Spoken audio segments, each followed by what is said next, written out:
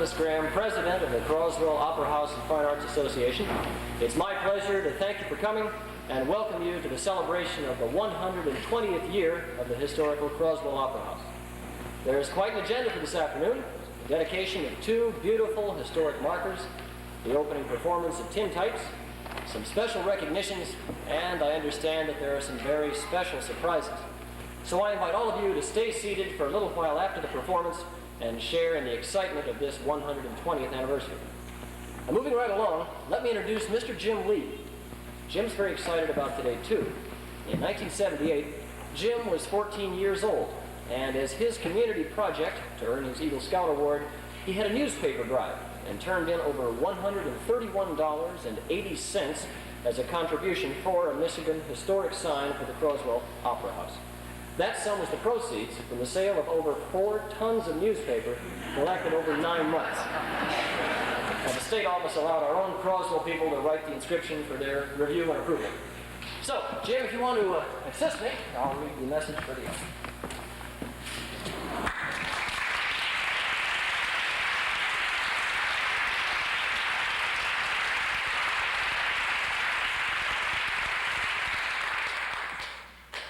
Adrian Union Hall, in 1863, Charles M. Croswell, Michigan governor from 1877 to 1881, formed an association to construct a new theater.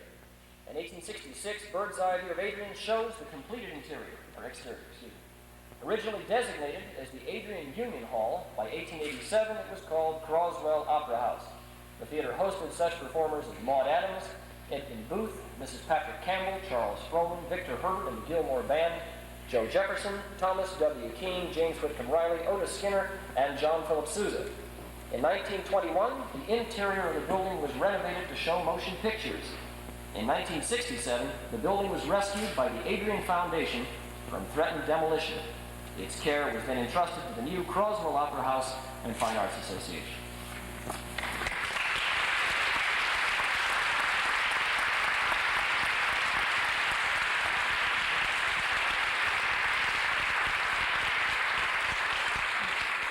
In April of 1985, the National Register of Historic Places listed the name of Adrian Union Hall / Croswell Opera House at 129 East Maumee Street in Adrian, Michigan, in the National Register. This says Adrian Union Hall, Croswell Opera House, has been placed on the National Register of Historic Places by the United States Department of the Interior.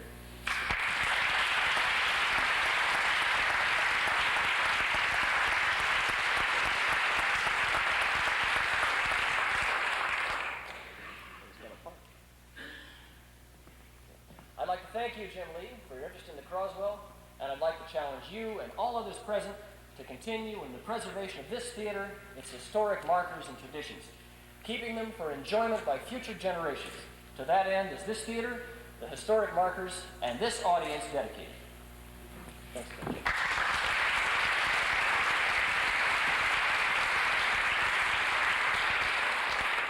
Now it is my extreme pleasure to introduce and welcome a new member of the Michigan Council of the Arts, and she's today representing the Governor, James Blanchard, Mrs. Joseph Imposado. Please give her a warm Southern Michigan welcome.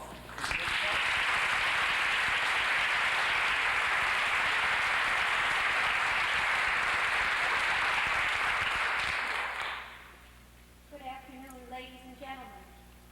My name is Marian Imposado, and I'm a member of the Governor-appointed board of the Michigan Council for the Arts. I am here today on behalf of Governor Blanchard and the Council to commend your community, which has demonstrated a tremendous commitment and sensitivity to the arts, and indeed to your future.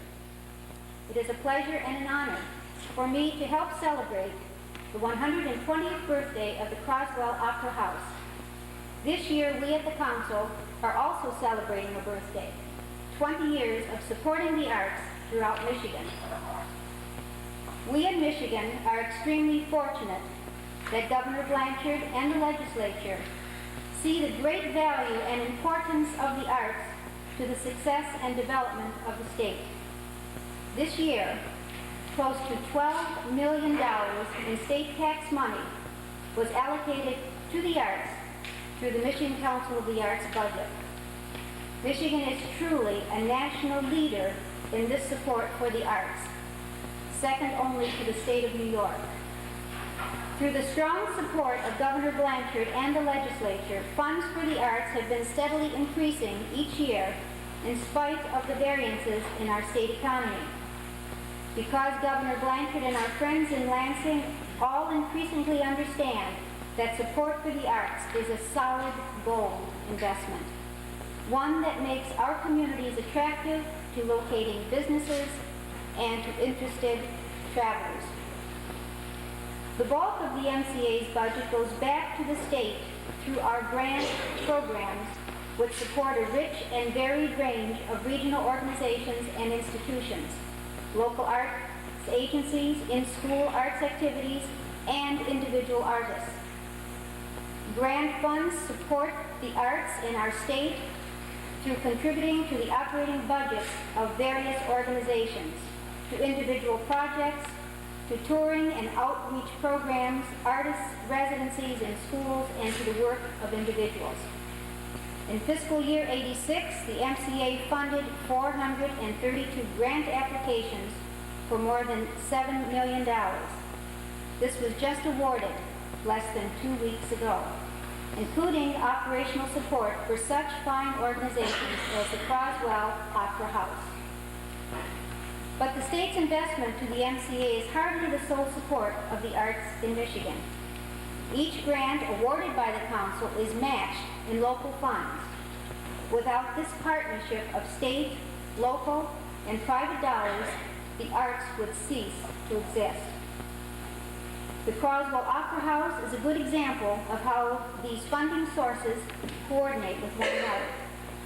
Since 1967, probably $1.5 million have been put forth by the Adrian community, initiated by the Croswell Opera House and Fine Arts Association to make this a true culture center. In addition to this grand effort, which must be a source of pride to all of you in the operational support from the MCA, HUD also contributed a $10,000 grant to aid the handicapped. The remaining sources of capital have been local foundations, organizations, industries, businesses, and individuals. Today, you not only have the theater, an auditorium, but also an art gallery, a rehearsal hall, business office, and a heritage meeting room. And most importantly, you have maintained a high-quality, very alive theater program.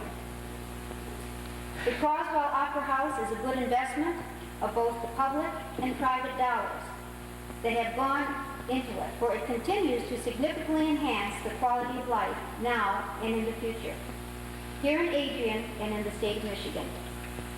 On behalf of the MCA, I would like to recognize Grace Polito, the Administrative Director of Croswell Opera House, who has been a driving force and leader in the cultural community. On October 23rd, she will receive the Adrian Maple Leaf Award. Other notables in the history-making of Croswell are Mrs. Catherine Smith, who I just met earlier today, who is here from California for this historic celebration.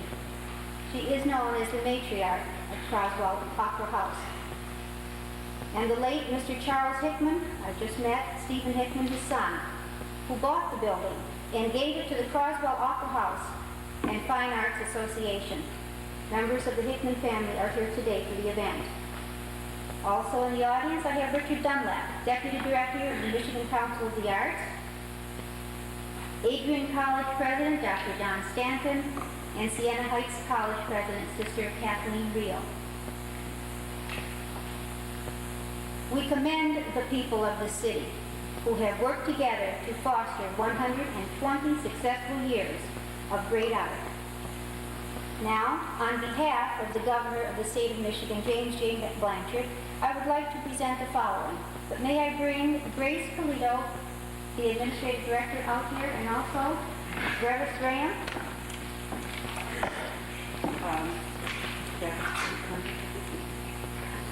Oh, he's got a surprise for us. He is ready and in costume. He's not quite able to come out. From the Governor's Office, the State of Michigan.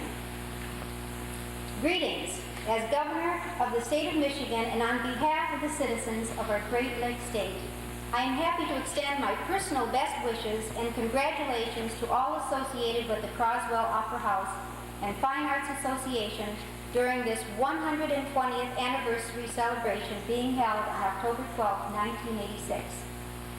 As many of you are well aware, the Croswell Opera House is the oldest continuously operated theater in the state of Michigan and the third oldest in the nation. The theater, named after Governor Charles M. Croswell, who was instrumental in its completion, is well recognized and respected for providing Michigan citizens with exceptional theatrical and musical performances. I feel fortunate to extend my welcome to all participating in this historic, educational, and auspicious occasion. Again, please accept my sincere congratulations during this anniversary celebration. Sincerely, James J. Blanchard, Governor. Congratulations and happy birthday.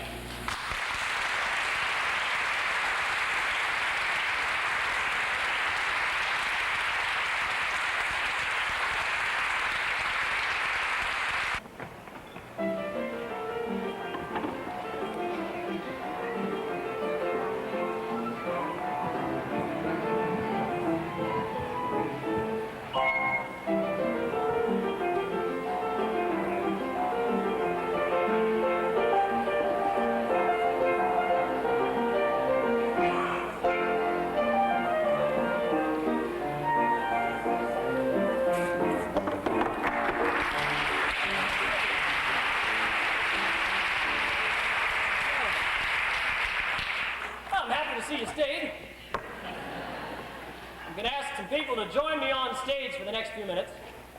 Barbara Hood, Art and Mary Weber, Vice President of the Croswell Association, Dennis Jonas, and Chairman of the Renovation Restoration Committee, Bob Bell. You all come up on stage, please.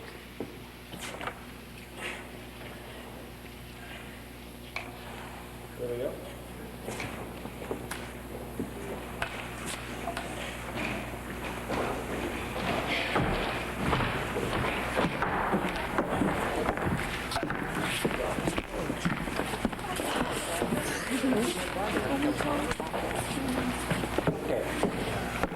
Now then, Barbara Hood is the member of our Board of Trustees, and she is also the chairman of the Croswell Guild. The purpose of the Guild is to give assistance to the Croswell Opera House and Fine Arts Association by providing staffing services, fundraising, and encouragement of broad community support for the Croswell Opera House activities. Under Barbara's leadership, the Guild's doing just that.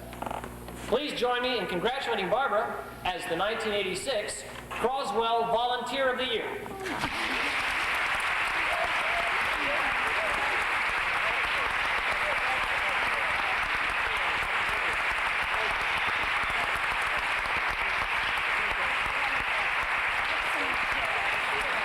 It says Volunteer of the Year, 1986. Oh, it's got...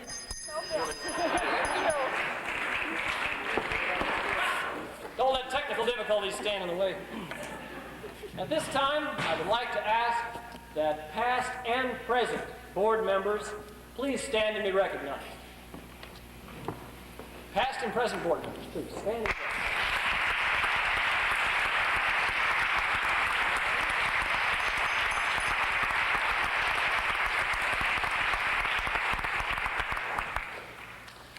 It is indeed a pleasure to introduce those in our audience today who are Croswell ambassadors. We probably have the most ambassadors assembled in one place at one time here today. So I'll announce the names of the ambassadors. And ambassadors, will you please stand and remain standing, and will you please hold your applause until I've named all of the names. The City of Adrian, 1984. Well, they're not standing. Adrian Rotary Club.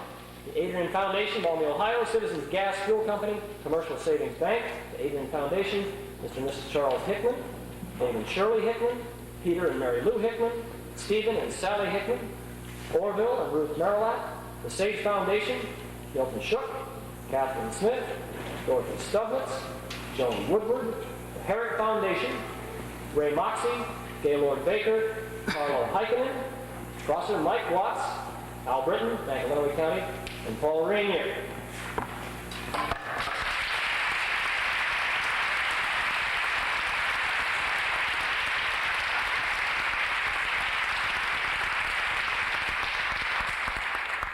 I don't know if I can top that, but listen to this. The 1986 ambassadors hail from Blissfield, Michigan. Art and Mary Weaver. I'm a stranger to very few people. Mary serves vice president, the chair and programming committee, and Art chairs the travel and tourist committee for Lenawee County Chamber of Commerce. And they not only attend Croswell Productions, but they encourage others too, and have helped coordinate tour buses of people, and those are hundreds of people, to attend Croswell Productions in conjunction with dining at their establishment. Congratulations, Art and Mary Weaver, Croswell ambassadors for 1986.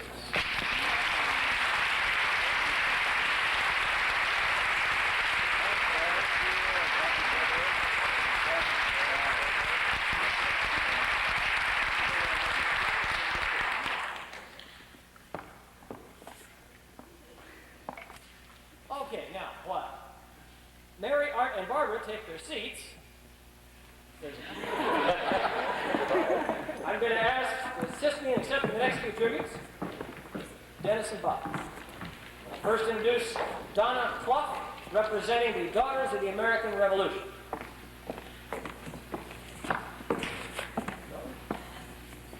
On behalf of the Lucy Lockett Barnum chapter of the Daughters of the American Revolution, I wish to present this flag and standard to the Croswell Opera House to be displayed in the Heritage Room.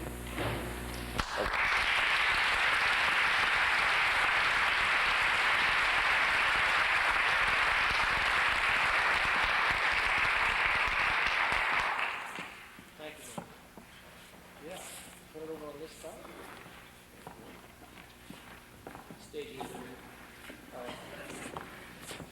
Next, it's my pleasure to introduce State Senator Norman Schinkel and Croswell Member State Representative Tim Walberg, who have something special.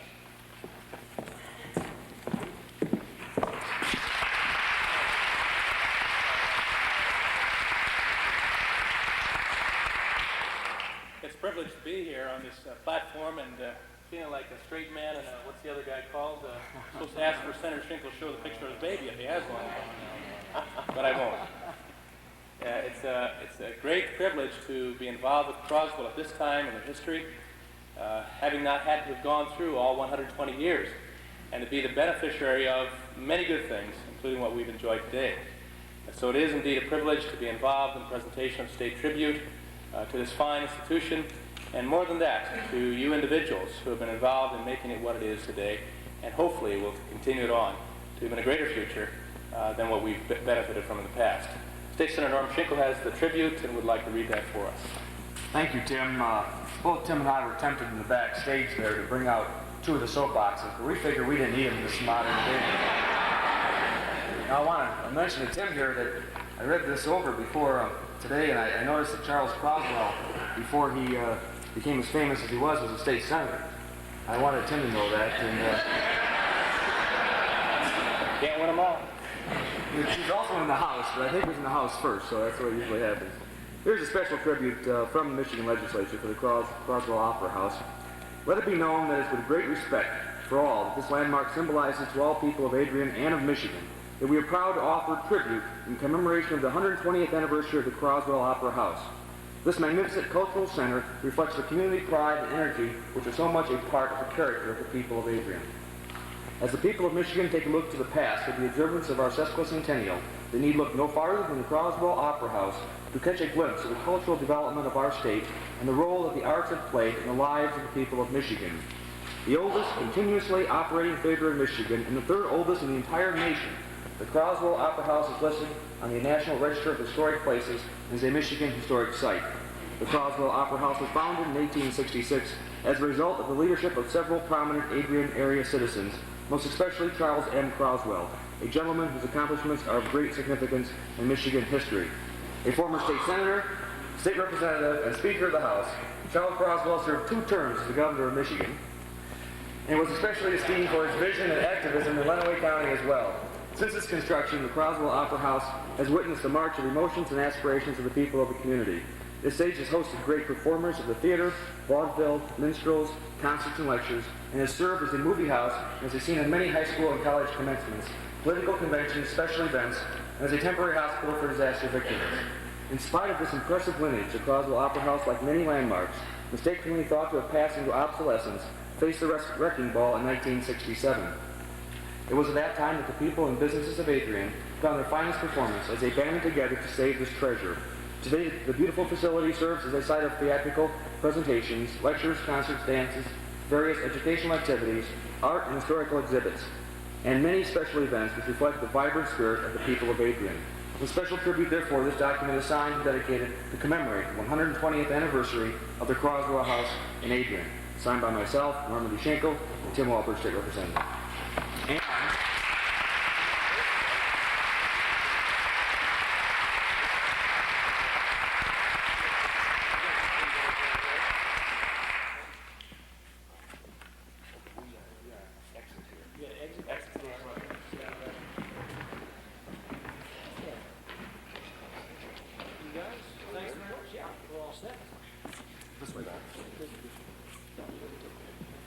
I'd like to introduce our almost next-door neighbor, member of Facilities Trust Committee, Mr. Al Britton.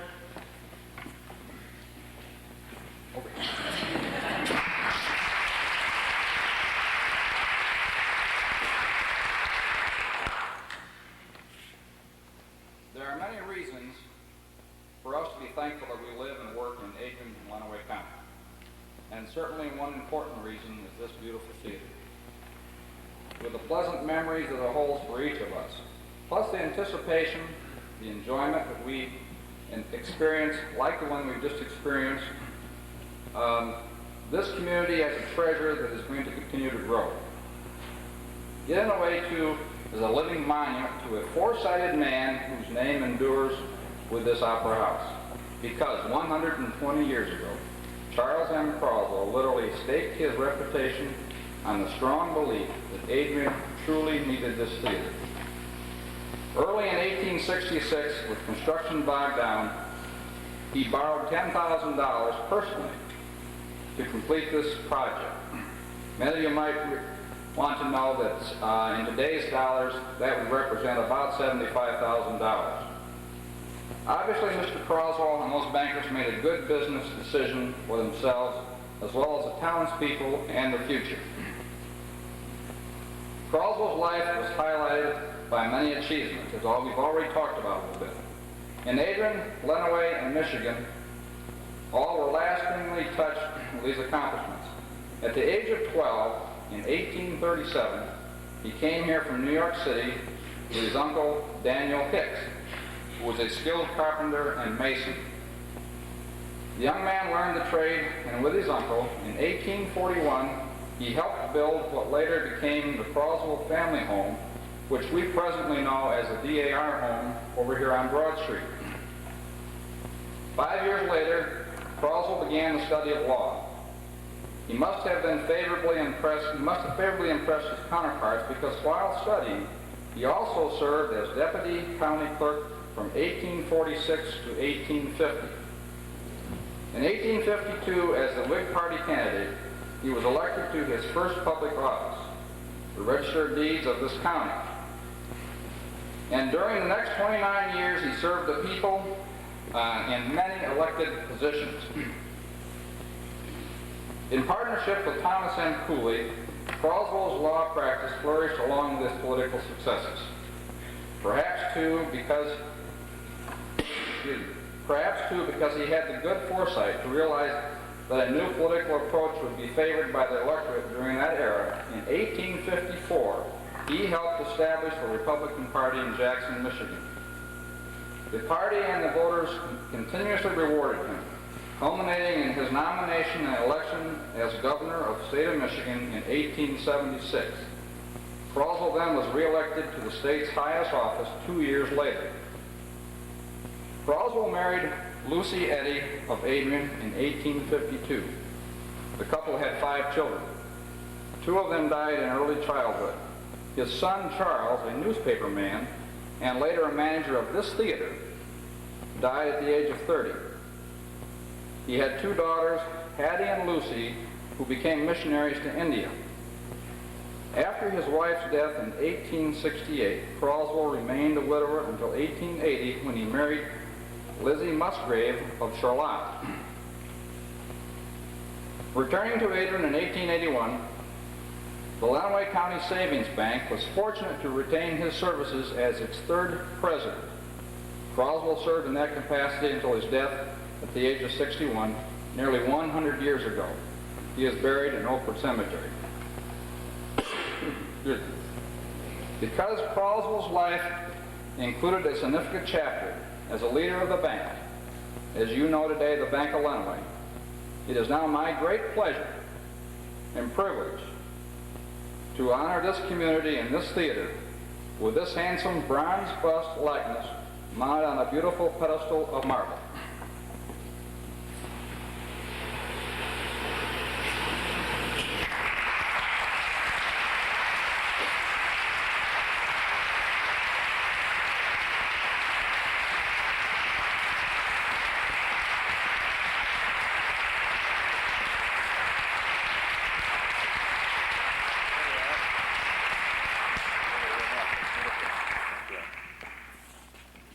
Let me just bore you for just a couple more minutes to read the plaque that unfortunately is not here yet, but it is coming. Charles M. Croswell, 1825 to 1886. This distinguished citizen, a leader of Adrian, Lenawee County, and Michigan, was a founder and benefactor of, and principal investor in this historic opera house which bears his name. An attorney, he served as mayor of Adrian, state senator, and speaker of the House of Representatives. He was twice elected governor of Michigan, serving from 1877 to 1881. He then became president of the Lenawee County Savings Bank and served in that position until his death in 1886. This memorial tribute was presented in his honor and to all the faithful persons who have kept this community entertainment center alive on the 120th anniversary observance of the Croswell Opera House by the appreciative people of the Bank of Lenawee, October 12, 1986.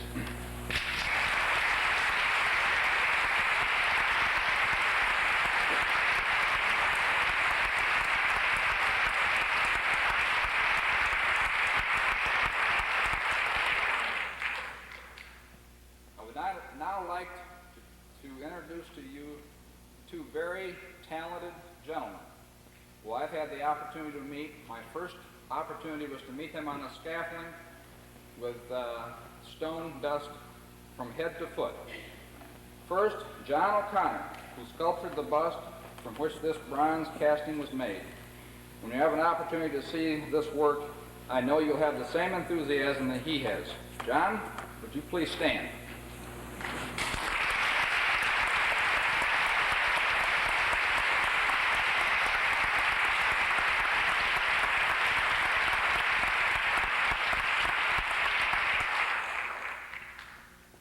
Francis Acitelli handcrafted this marble pedestal. The enthusiasm and the love for their work has been a great pleasure for me to be able to experience. And Francis, I'm going to ask you to stand, and because he has a great love, I think he wants to come forward and say a couple of things to us. Francis?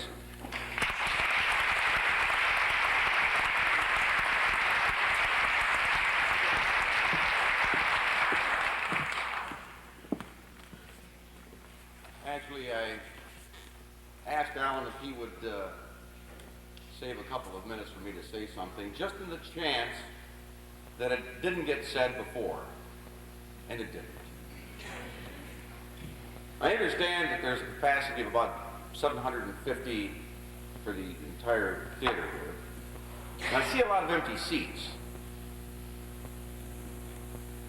Who belongs in them? There was reference made to what I'm a Jonah man, is that one of the numbers that they did. And if you recall the story of Jonah when he was commissioned to make this missionary trip, he decided that he didn't want to do it. Eventually he went on this boat, and the boat got into bad weather. And if you recall some of the details, the crewmen tried everything they could to keep Jonah from being thrown into the water. They threw off other things and whatnot, and finally Jonah said, "Hey, you got to get rid of me." And when they did, then the waters calmed down and the ship completed its tour. And it boils down to this: individual responsibility.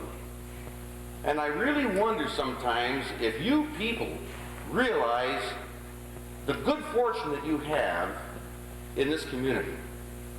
You've got a theater that's historical. It's a link to the past. And the past is so important because without a knowledge of the past, you can't tell where you've been, so you can't tell where you're going. And in order to preserve that, it's got to be used. If it isn't used, it's not going to be appreciated. And I'm speaking in behalf of all the arts, the visual arts, the performing arts. Make use of whatever is available to you. This theater, if it's going to Toledo to the museum, if it's going into Detroit, or if it's going to the college to hear the symphony perform, use it. And one other thing, I don't see many young people here. Where are they? If they aren't brought to these performances and to these affairs with the adults that already have some kind of an appreciation for them, they're going to be lost. So bear the responsibility that's yours. Only you can take it, and you can go with it into the future and make places like this be full and ring with the enthusiasm that I've heard from these other dignitaries that have really played their part. And thanks for your endurance.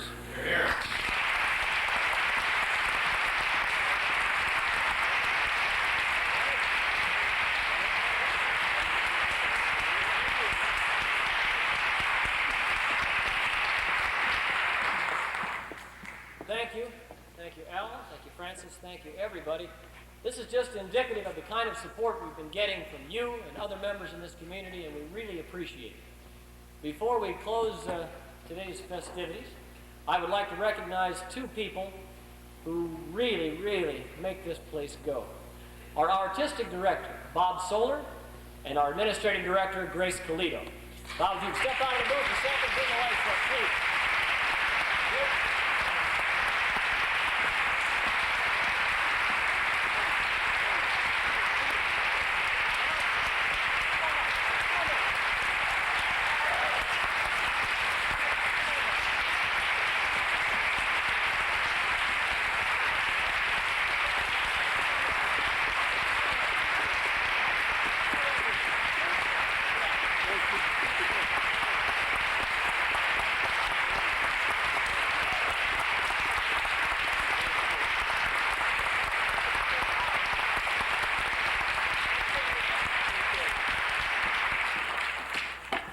Got anything more to say? Let's eat. Thank you all very much.